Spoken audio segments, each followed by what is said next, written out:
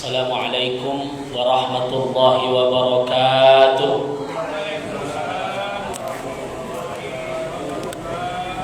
Alhamdulillah, alhamdulillahillazi hadana lihaza wa ma kunna linahtadiya laula an hadana Allah.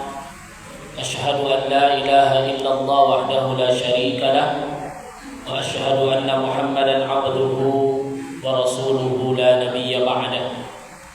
Allahumma salli wa sallim wa barik ala hadzal nabiyyil karim nabiyyina wa maulana Muhammadin wa ala alihi wa sahbihi wa man tabi'ahum bi ihsani ila yaumiddin. Rabbi israh li sadri wa yassir li amri wahlul 'uqdatam min lisani yafqahu qawli. Subhanaka la ilma lana illa ma 'allamtana innaka antal alimul hakim. Allahumma rzuqna ilman nafi'an wa rizqan thayyiban wa 'amalan mutaqabbalan ya Allah ya rabbal alamin. Alhamdulillahi rabbil alamin. Yang saya muliakan pengurus Masjid Nurul Huda Pekanbaru, ayahanda dan ibunda, jemaah yang istiqamah hadir pada malam ini. Tak terasa kita sudah berada di bulan Sya'ban, di bulan Sya'ban. Jadi hawa-hawa Ramadan sudah terasa. Di bulan Sya'ban ini kita bersyukur kepada Allah.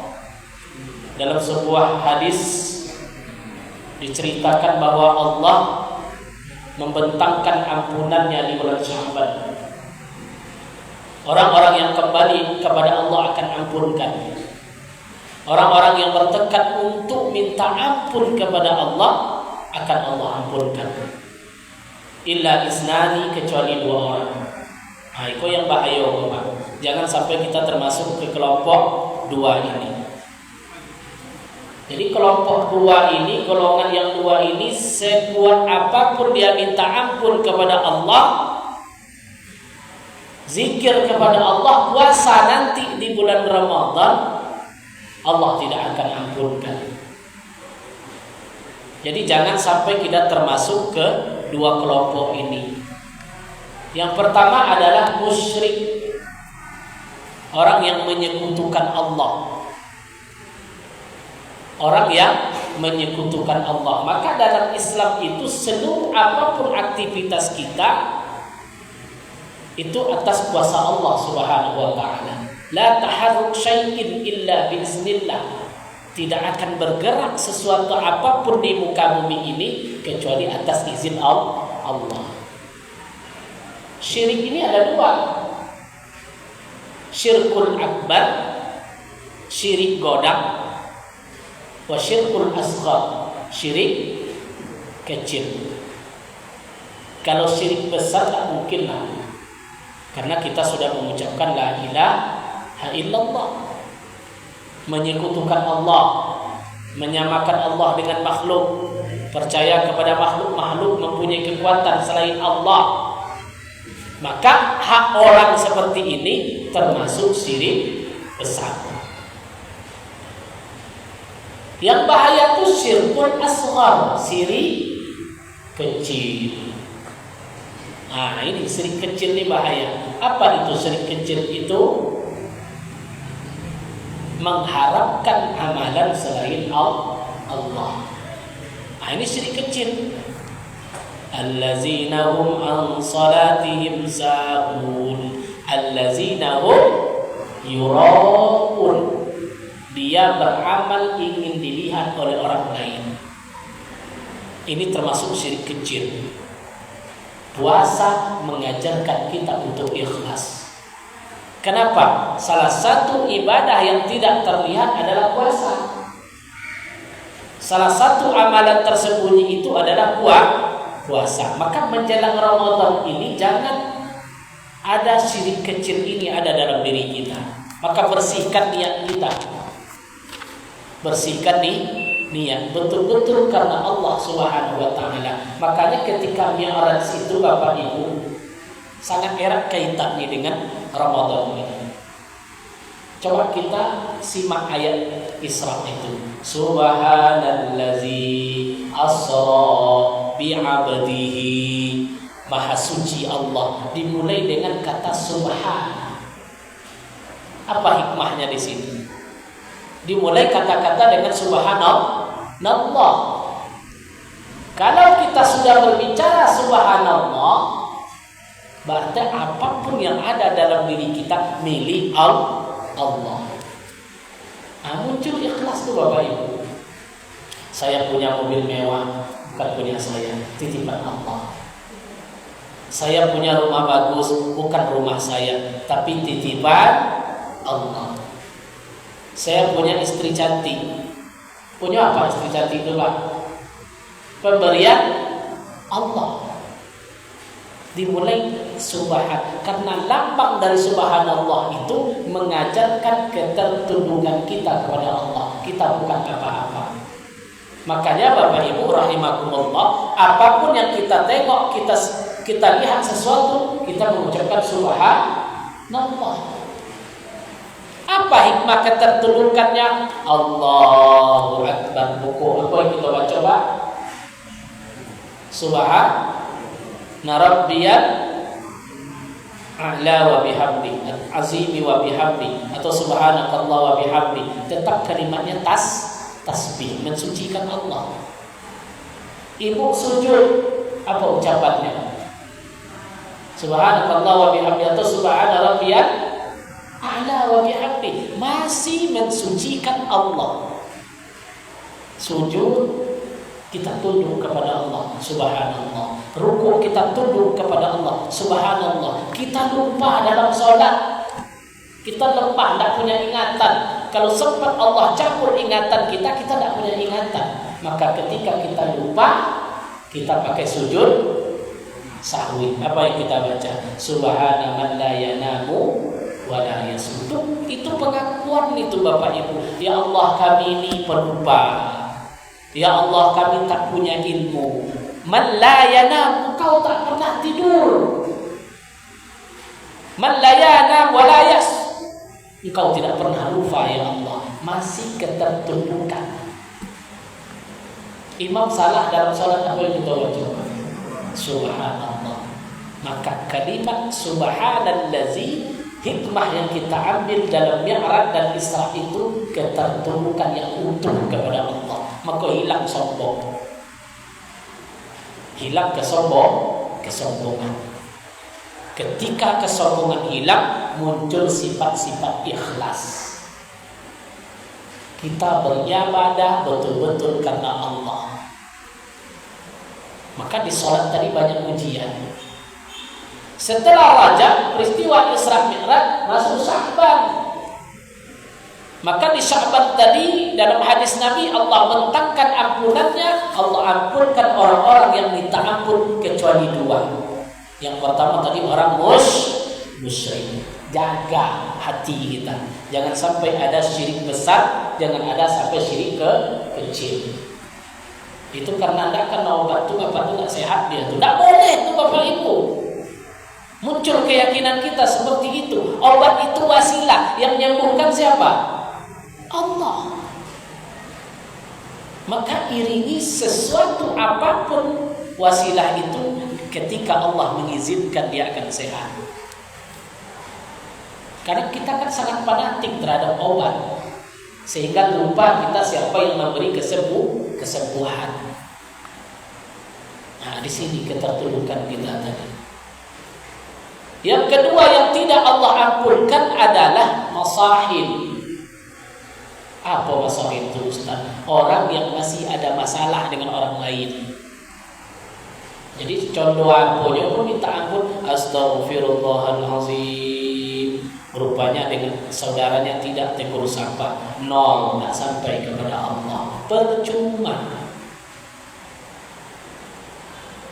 Seorang ustaz rajin sujud Allahu Akbar, rajin baca Quran, gelarnya ustaz, istighfar kepada Allah, tidak sampai kepada Allah kalau dia punya masalah dengan saudaranya sesama muslim. Makanya Allah tadi dalam hadis tadi diperingatkan ada dua macam ini yang harus kita jaga. Hindarkan dari sifat syirik, baguskan hubungan dengan orang lain. jalin silaturahim kita. Maka insya Allah puasa kita nanti di Ramadan itu yang disebut dengan berlipat ganda di sisi Allah. As-sawmu li wa ana ajzi bih. Jadi takar ibadah puasa ini beda dengan ibadah lain Bapak Ibu. Kalau salawat, jelas hadis Nabi, man shalla alayya salatan sallallahu alaihi asyara, siapa yang beramal kebaikan akan dibalas 10. Ibu salat sunat dibalas oleh Allah 10. Berselawat kepada Nabi dibalas oleh Allah 10. Puasa di bulan Ramadan, apa kata Allah? As-sawmu li wa ana ajzi bih. Puasa itu untukku, aku sendiri yang akan membalasnya. Karena kadar puasa itu kita tidak tahu. Bisa jadi ratusan kali lipat, bisa jadi ribuan kali lipat dibalas oleh Allah Subhanahu wa taala. Makanya hadis kursinya itu, as-sawmu li wa ana ajzi bih, kata Allah. Puasa itu untukku dan aku sendiri yang akan membalasnya. Dari puasa itu betul-betul amalan yang sampai kepada Allah. Tidak ada takarnya Bapak Ibu. Jadi kualitas puasa itu Allah yang akan merincinya nanti, menilainya. Cuman kalau Bapak Ibu puasa masih tidak bagus hubungannya dengan orang lain, percuma. Maka ada hadis Nabi mengatakan, kam min shaim laisa lahu min siyamihi illa al-ju' wal 'atash. Berapa banyak umatku yang berpuasa, kata Rasulullah, tak dapat apa-apa kecuali yang dia dapatkan hanya 2. Rasa lapar, rasa haus. Mau kita puasa seperti itu? Mulai di Sya'ban ini kita jaga. Ya. Jaga hati kita, jaga silaturahim kita dengan siapapun. Ya, jangan ada dengki, iri hati, ya, dendam kusumah dan segala macam dengan orang lain. Insya Allah di Ramadan kita dibersihkan oleh Allah Subhanahu wa taala.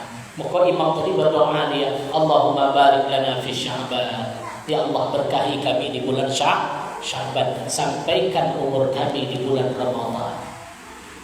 Jadi ada persiapan-persiapan menjelang bulan Ramadan. Maka dalam kitab ini disebutkan as-shaum lughatan al-imsak. Puasa itu secara bahasa artinya menahan. Jadi puasa itu secara etimologi disebut dengan menahan. Maka ada istilah imsak. Secara syariat imsak an muftir, menahan dari yang membatalkan puasa dan hal-hal yang menghilangkan pahala puasa. Jadi puasa itu ada 2 yang harus dihindari Bapak Ibu. Yang pertama mubtil, yang membatalkan. Apa yang membatalkan puasa Ustaz? Harus ada ilmunya. Ya. Terus apa-apa yang menghilangkan pahala puasa mulai dikaji dari hari ini. Karena yang kebanyakan yang menghilangkan, menggugurkan nilai puasa kita itu adalah mulut, lidah. Apa yang sering menghilangkan pahala puasa, Bu? Lidah. Ini lunak, hanya cuma itulah menyebabkan puasa kita itu hilang. Khamsatun tuhbitus shaim. Tidak ada 5 yang menghilangkan pahala puasa. Sah puasanya Ustaz? Sah. Tapi yang dia dapat apa? Lapar dan haus.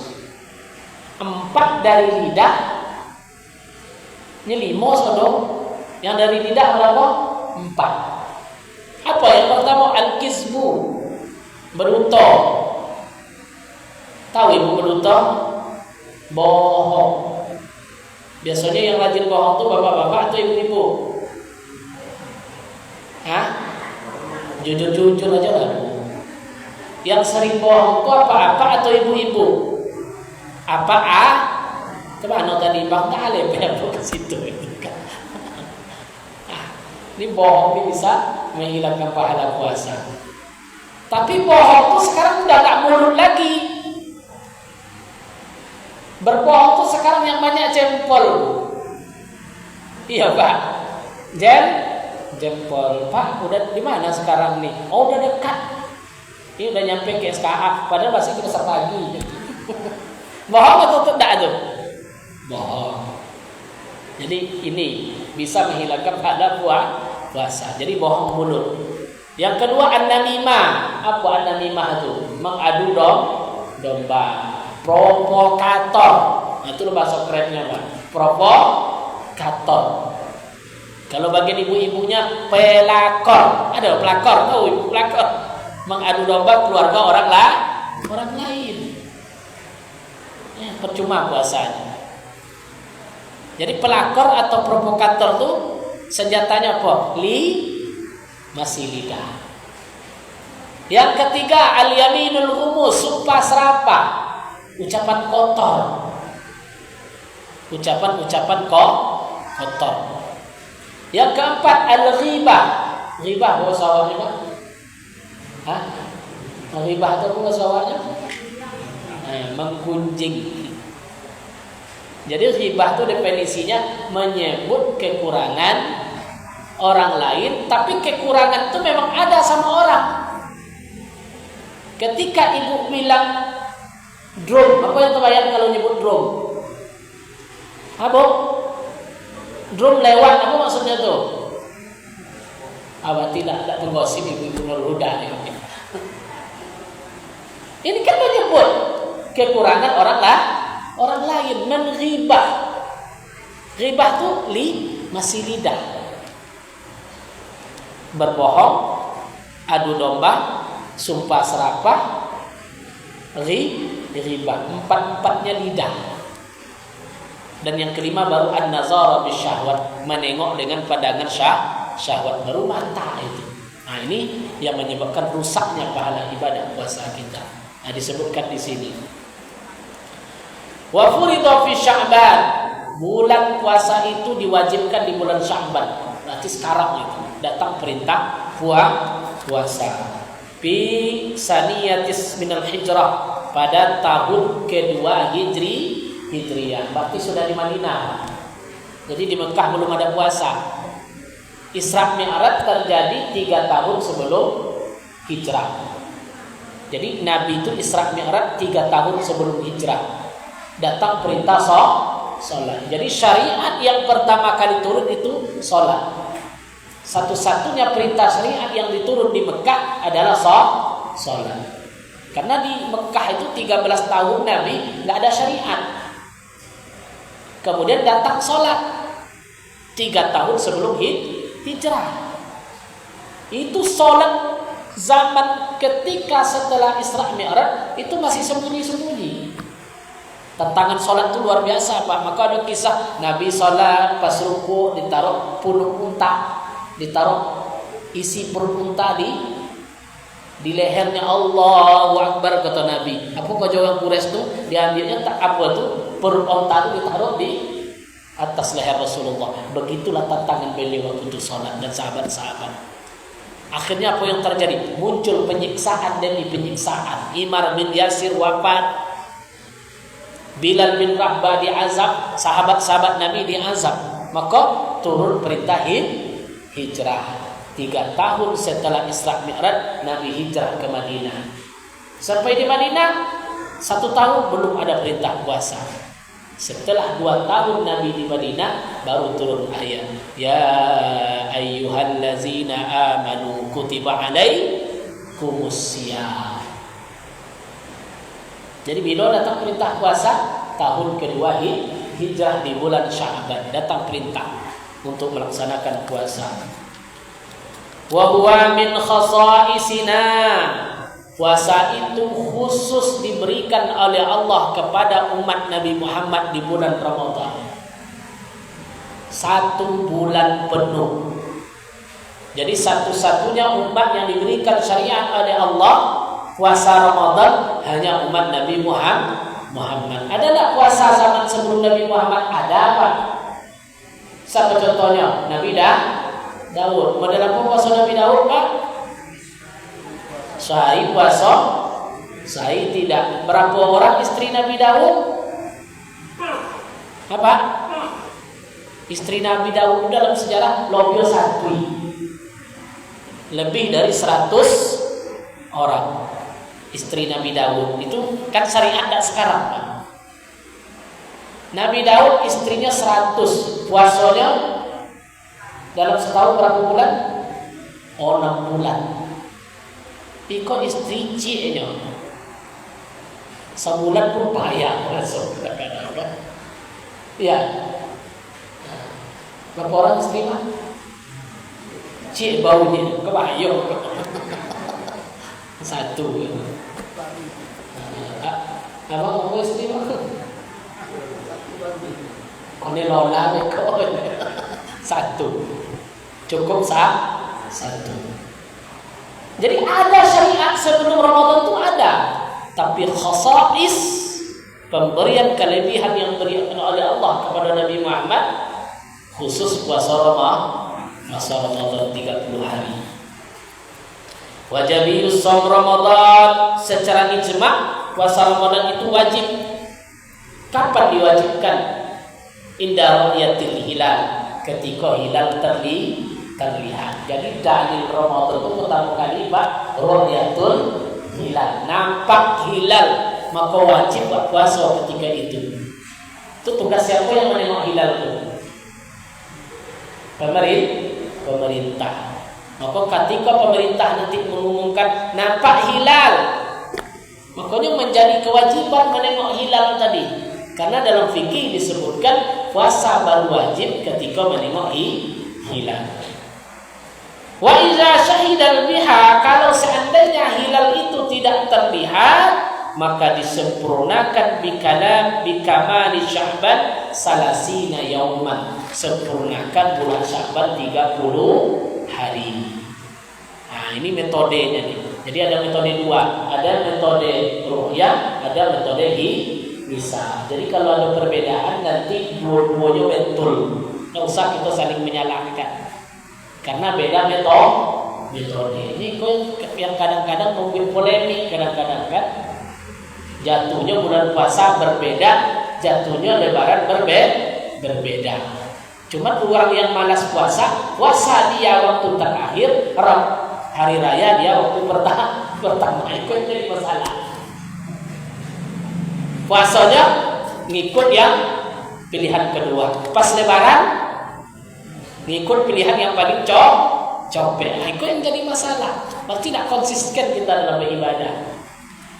Tidak konsisten dalam ibadah.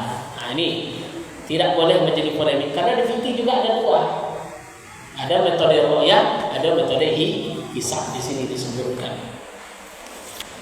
Wa furuduhu, fardu puasa adalah niat bil qalbi, niat di dalam hati. Jadi niat puasa Ramadan itu wajib di dalam hati likulli yaumin, wajib setiap malam. Maka niat dalam puasa itu yang pertama syaratnya adalah wajib setiap malam. Berarti besok kita puasa, malamnya niat. Yang kedua harus ada ta'yin. Apa itu ta'yin? Menyebutkan fardu Ramadan. Puasa kita ini puasa apa? Maka mesti diniat tadi shaim Ramadan, disebutkan puasa Ramadan. Syarat yang ketiga adalah tabyid. Jadi malam ta'yin itu syarat likulli yaumin. Ada 3 syarat niat dalam puasa Ramadan. Yang pertama likulli yaumin. Kalau dalam mazhab Syafi'i niat puasa itu wajib setiap malam. Maka tidak bisa niat sekali untuk 1 bulan. Nah, ada seperti itu Pak, cukup niat sekali untuk 1 bulan. Tidak. Jadi puasa Ramadan itu likulli yaumin, niatnya mesti setiap hari. Kapan niat itu dijatuhkan? Tabyid. Wajib niat puasa itu malam. Nah, itulah bedanya puasa fardu dengan puasa sunat. Kalau puasa sunat tidak wajib tabyid. Umpamanya ibu mau puasa besok Kamis, lupa niat malam. Pas bangun subuh, astagfirullah saya ada niat puasa. Tapi puasanya puasa sunat. Sah tak niat subuh itu? Boleh. Hari ini saya puasa sunat. Tapi kalau puasa Ramadan itu wajib tabyid. Wajib niatnya di malam di malam hari, tidak boleh di pagi hari. Maka ada istilah imsak.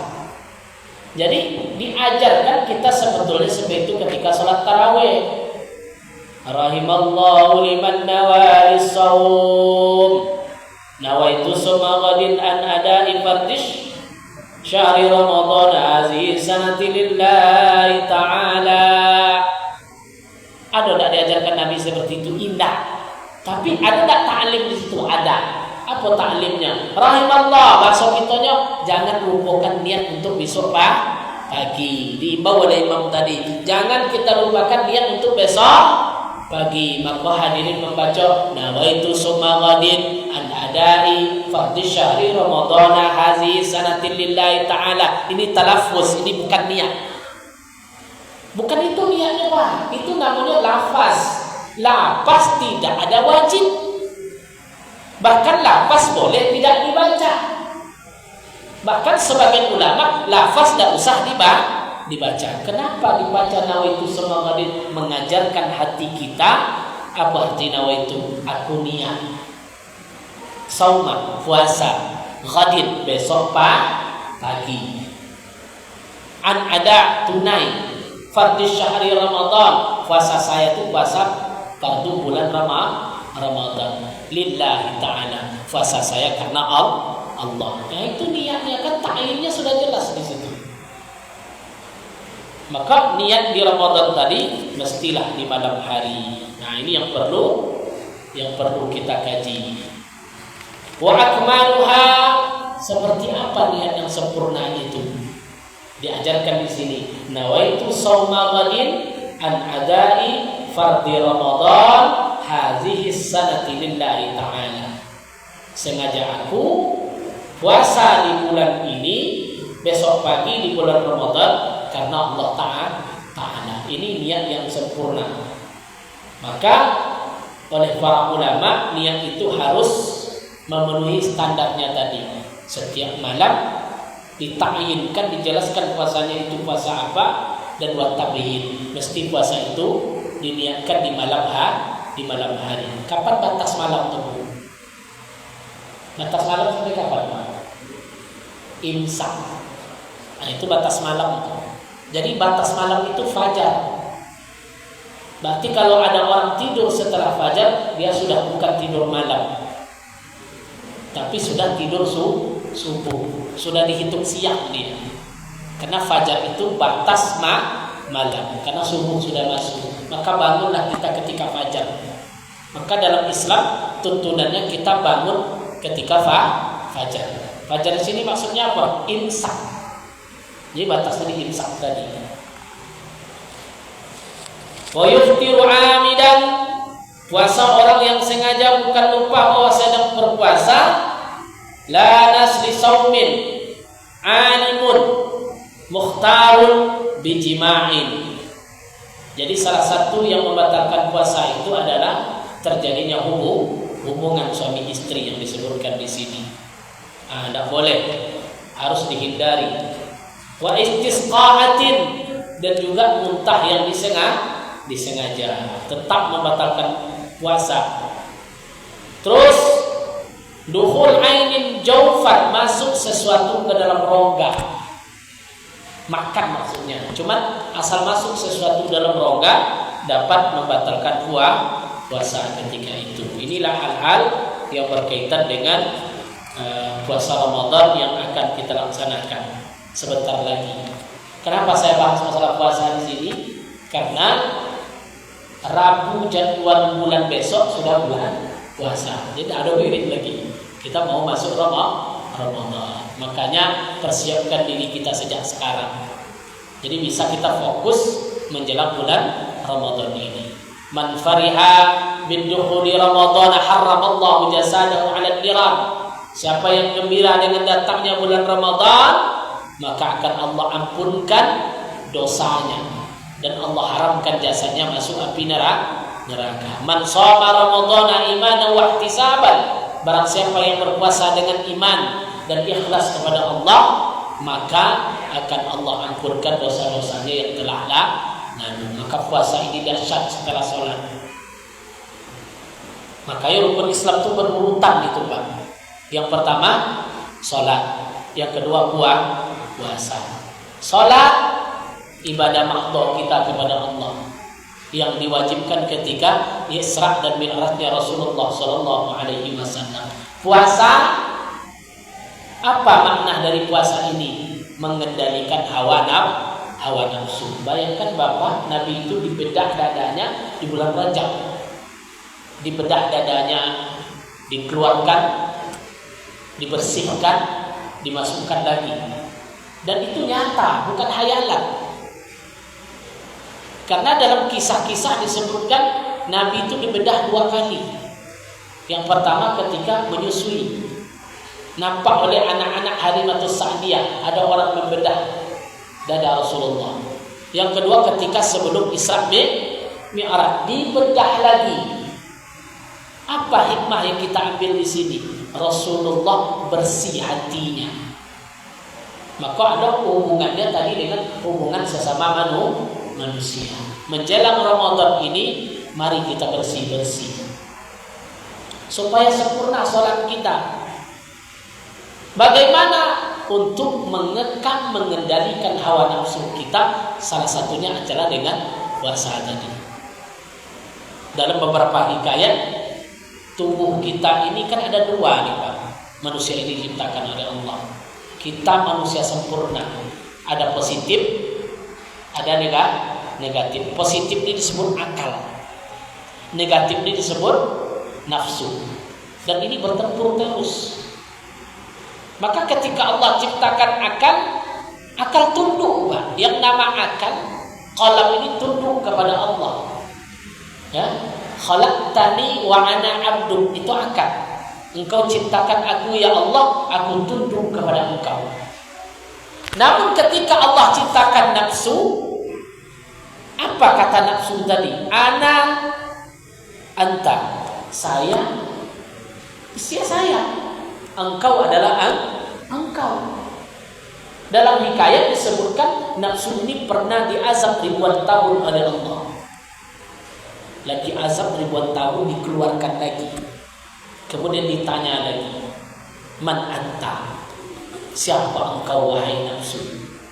Apa kata nafsu tadi? Saya adalah saya, engkau adalah engkau.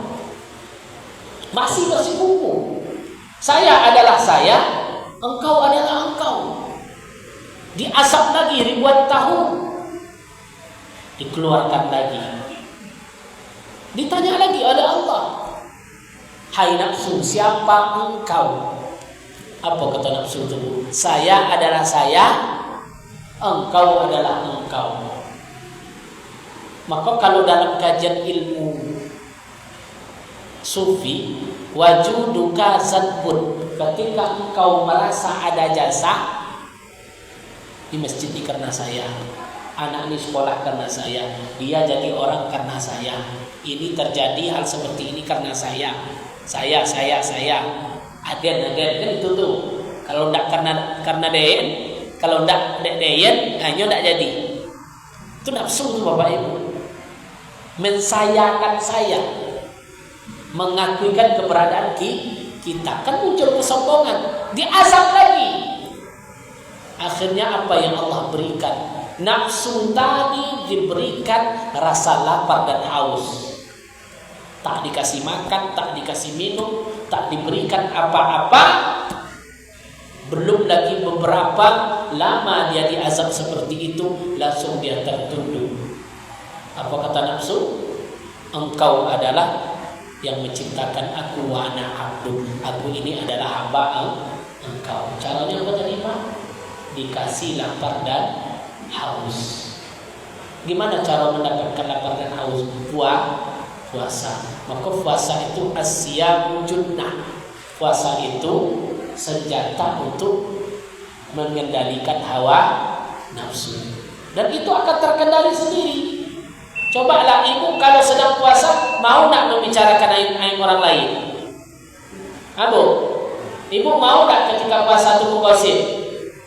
Paling datang kawan menggosip nanti, Bu, gimana cerita yang kemarin? Oh jangan sekarang Bu, habis buka aja nanti. Nah, paling itu kan. Tidak usah sekarang, karena lagi puasa. Padahal sama aja orang mau habis buka untuk sekarang sama aja. Nah ini, jadi salah satu kita mulai dari sekarang. Tugas kita ada 2 hari ini, supaya jangan masuk ke kelompok yang 2 tadi. Yang pertama, bersihkan hati dari syirik, baik syirik kecil atau syirik besar. Yang kedua, bersihkan hati dari khusumat. Apa khusumat Ustaz? Dendam, iri hati, sangko, apalah? Banyak itu.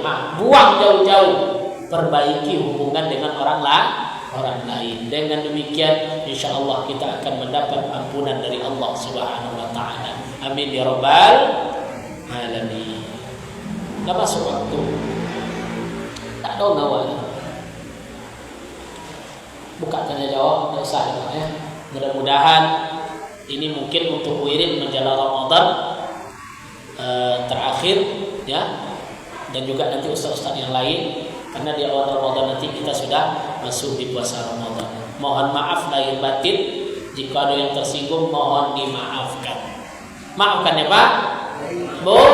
Selama kita ngaji, kalau Allah berikan panjang umur, kesehatan, insya Allah kita sambung di lain hari. Subhanakallahumma wa bihamdika, asyhadu an la ilaha illa anta, astaghfiruka wa atubu ilaik. Wassalamualaikum warahmatullahi wabarakatuh.